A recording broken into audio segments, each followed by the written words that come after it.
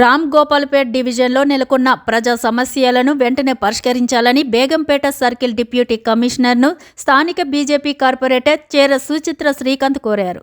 ఈ మేరకు గురువారం ఆమె డిప్యూటీ కమిషనర్ను కలిసి లిఖితపూర్వకంగా ఫిర్యాదు చేశారు. ముఖ్యంగా డివిజన్ పరిధిలోని పారిశుద్ధ కార్మికులు అరకొరగా విధులకు హాజరవుతున్నారని, అలాగే స్వచ్ఛ ఆటోలు కూడా సరిగ్గా తిరగడం లేదని చెప్పారు.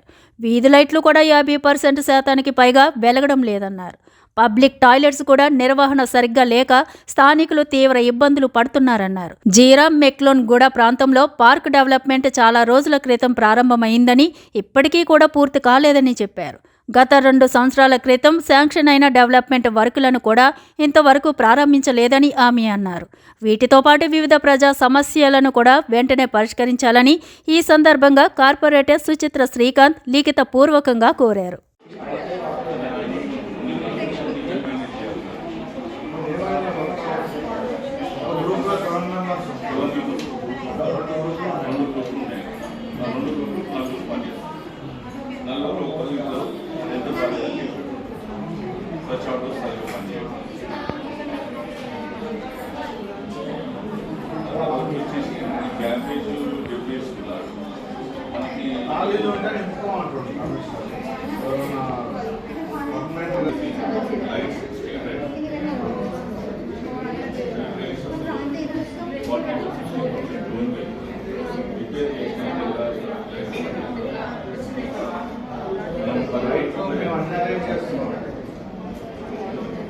కావాలంటే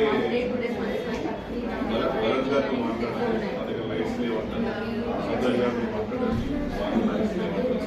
అది 2 days సస్టైన్